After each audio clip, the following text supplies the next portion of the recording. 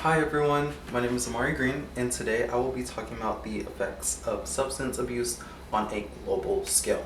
So, my specific purpose is to tell how substance abuse not only affects the individual, but also their peers, family members, friends, anybody that's in close proximity to them. So, substance abuse puts more than 100 million people into extreme poverty worldwide and contributes to the 1.8 million deaths per year. And this is because people are not seen, they are not heard, and they are not appreciated, and they are not respected. When people are going through substance abuse in these very tough times, more likely than not, people will push away from them rather than actually consoling them and being there for them. And as a result, that makes people feel very isolated, causing them to essentially lose their normal routine, their normal flow, and yes. This can personally affect them. It can personally affect their family. It can personally affect their friends. Seeing somebody that you know going through something like that and not knowing what to do can be very saddening to the person witnessing that. So, substance abuse definitely has a negative impact on loved ones, as we can understand and acknowledge, and it can cause psychological and emotional stress on the family members. And parents struggling with addiction may neglect their children as well. They may neglect their needs, they may not show them as much affection as they should because they are focused on the substance, whether they want to or not, whether they want to change but keep falling back into the same habits, or they don't really realize that they have an issue. This can over time affect the children, and they can go through trauma and they can have neurological issues as they get older, whether it be anxiety, depression, stress, depending on what they went through. So, for step 3, the satisfaction, I believe we shouldn't shame people for having substance abuse and actually motivate them to get through it and to do better for themselves. And the main points, the main ways that we can help is by giving them moral support, just giving them support in general, telling them that it's going to be okay and we are here for them and we see them and still appreciate them as people.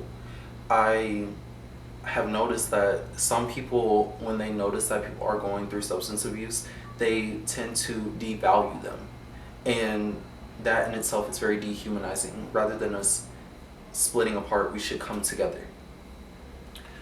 B. Having patience and understanding that recovery takes time and is not a linear process. There are going to be ups and downs in the recovery journey. There may be fallbacks, there may be trials, there are going to be hardships and trials. And throughout those, it's super important that the person going through that knows that there are people that they can come back to when they do have these hard times, and know that they are still appreciated and people aren't looking down upon them, but rather looking at them face to face and trying to understand them. C. And educating yourself on addiction and the effects of it. I feel like most people, when they think of substance abuse, they automatically get this very harsh, very, I guess, strong perception of it, but that is not the case for everyone. Some people's, it's very unrecognizable, and some may undermine the fact that they do have that because they may not be as bad as the person to their left or to their right.